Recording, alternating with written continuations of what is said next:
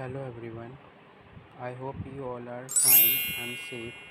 So today we are going to start with next part of our chapter of vegetative propagation. That is topics are economic importance of artificial propagation, hybridization, importance of hybridization, types of hybridization, micropropagation, limitation of micropropagation, etc. So, starting with economic importance of artificial propagation allows them to produce genetically identical plants derived variety in large numbers. It is very important in heritable where the grower wants to preserve the derived quality of flowers or seed or plant as a whole. सो इसमें इन्होंने ये बोला है कि अगर आपको plant और जो सीड्स हैं वो आपको अच्छी क्वालिटी के लेने हैं ताकि वो प्रिजर्व ना हो सके, पहले की प्रिजर्व क्वालिटी के ना हो फ्लावर्स को, वो मीन्स ख़राब कर सकते हैं, तो वो पहले की क्वालिटी के ना हो, वो अभी के हों. So means new seeds and new plants how to grow a flower. Okay, this plants can be propagated by vegetative propagation and micro propagation. तो ये दो तरह से प्रोपगेट किए जा सकते हैं, vegetative propagation and micro propagation. It allows to involve new varieties of plants with derived features. New variety of plants को डिराइव कर सकते हैं ये by same features. This can be achieved by hybridisation. तो हाइब्रिडाइजेशन बताया इन्होंने यहाँ पे क्या होता है. तो हाइब्रिडाइजेशन हम यहीं पर पढ़ेंगे. What is the hybridization? Means making cross between two individual where the useful characters of both the individual are brought together into a new individual. Means किसी भी दो प्लांट्स को या दो इंडिविजुअल कैरेक्टर्स को साथ में क्रॉस्ड आउट करवाना विथ सेम कैरेक्टर्स, तो और नया उसे बनाना नया इंडिविजुअल कैरेक्टर, तो उसे हम हाइब्रिड बोलते हैं. With reference to plants, hybridization means crossing of two plants, means two varieties, species or genera of plants, means gene of plants having desired characters or genes and bringing together of the useful characters into a new plant called the hybrid. Okay, moving to importance of hybridization.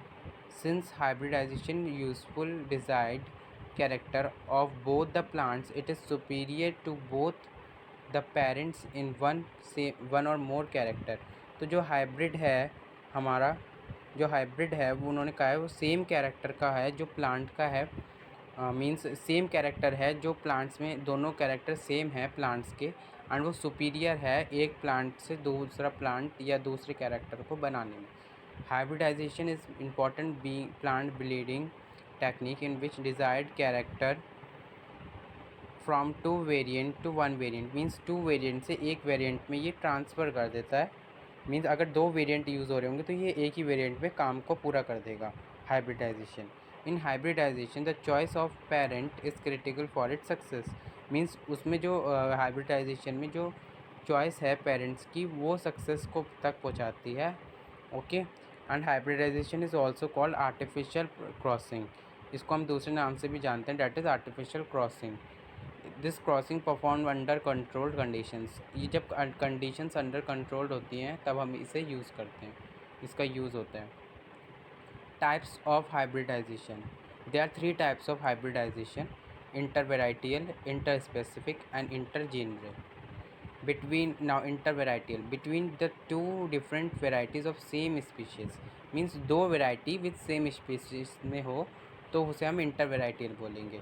For example, different variety of wheats. Now interspecific, between two different related species, means two different होनी चाहिए, अलग अलग होनी चाहिए दोनों species. इसमें क्या था, एक species सेम होगी एक डिफरेंट होगी, इसमें क्या है दोनों डिफरेंट होगी. Interspecific hybrid are normally difficult to produce. ये डिफ़िकल्ट होता है इंटरस्पेसिफिक हाइब्रिड को प्रोड्यूस करना, but they are important are produce for disease resist variety. तो ये लेकिन ज़रूरी भी है प्रोड्यूस करना इसे डिजीज़ को रेजिस्ट करने के लिए उनकी वेराइटी को. In good aromatic coffee yielding plants are cross with the wild species of plant. जो एरोमेटिक कॉफ़ी है उस जो उसके प्लांट है येल्ड प्लांट, उसको हम yield wild species of coffee plant के साथ प्रोड्यूस कराते हैं, मतलब क्रॉस कराते हैं to produce new plants, new types of plants और new good aroma and disease resist, means जो डिजीज़ को रजिस्ट करे aroma that is coffee, so उसको हम प्रोड्यूस कराते हैं. Okay, moving with third that is intergranera. Okay, now what is intergranera? Intergranera between two different grana, okay, means two different genera. Intergenera hybrid are most difficult to produce, means this is a type of hybrid that is most difficult to produce.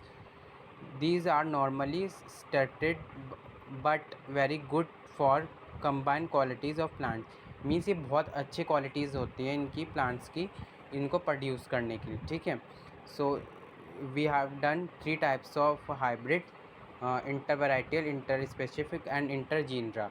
Now we are come on to common ways by which hybridization is done.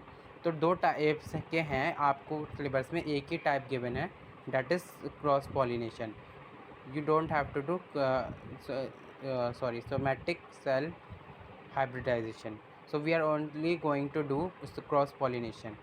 It refers to transfer of pollen from one flower of a plant to the stigma of a flower of another plant. तो ये क्या help करता है, ये plant help करता है pollens जो grain होते हैं हमारे फ्लावर से प्लांट्स के स्टिग्मा के फ्लावर तक पहुंचाने में, दूसरे फ्लावर तक. It naturally occurs in nature by wind, ये अपने आप ही नेचुरल होता है बाय विंड से, वाटर से या इंसेक्ट से इन प्लांट्स में. Plants can B artificially cross pollinated for the benefit of farmers. तो प्लांट्स अपने आप भी आर्टिफिशियली क्रॉस पॉलिनेटेड हो सकते हैं उन फार्मर के बेनिफिट्स के लिए. It is done by first choosing the variety with desired character. तो अब पहला पॉइंट क्या है इसमें, हमें एक वैरायटी चूज़ करनी पड़ेगी डिज़ायर्ड कैरेक्टर की. Then the male part anther are removed from the flower emasculation to make sure that the plant is only cross pollinated. तो हमें इसमें से क्या करना पड़ेगा, मेल पार्ट को हटा देना पड़ेगा, मीन्स मेल पार्ट कौन सा होता है, एंथर को हमें रिमूव कर देना है ताकि वो एम्यूलाइजेशन हो सके इसमें. The third point, then stigma of the flower are dusted with pollens from the desired variety. और जो स्टिग्मा है फ्लावर का वो डस्टेड किया जाता है विद पोलन ग्रेन्स आते हैं उनके ऊपर. It gives rise to a hybrid that has good qualities of both the plants. तो इसके पास उसके बाद क्या होता है, वो नए हाइब्रिड को ग्रो करता है जिसके पास दोनों क्वालिटीज़ होती हैं, गुड और bad, and it is also called artificial crossing, और इसको हम आर्टिफिशियल क्रॉसिंग भी बोल सकते हैं. ओके, सो इसमें इन्होंने यहाँ पर टेबल दिया हुआ है, you can see female plant then emasculated means anther remove कर दिए तो only stigma left. Now stigma बचा तो stigma dusted with pollens, then fertilizer hybrid with desired characters. Okay, इस टाइप का इन्होंने चार्ट बनाया. And somatic cells hybridization is not in your course, so we are not doing. Now we are come on to benefits of hybridization. what are the benefits, what are the means advantages of hybridization. Okay, the the hybrid is superior to either parent plant in one or more traits. Means जो hybridisation है हमारी वो superior है एक या दो से ज़्यादा प्लांट के ट्रेट में.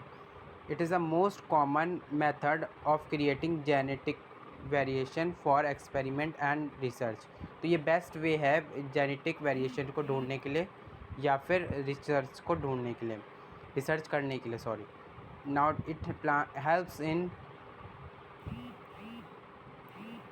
it helps in producing crops that have rice, wheat, maize, increase in size and number of fruits like tomatoes, resist to various diseases and better qualities and survive in different climate conditions.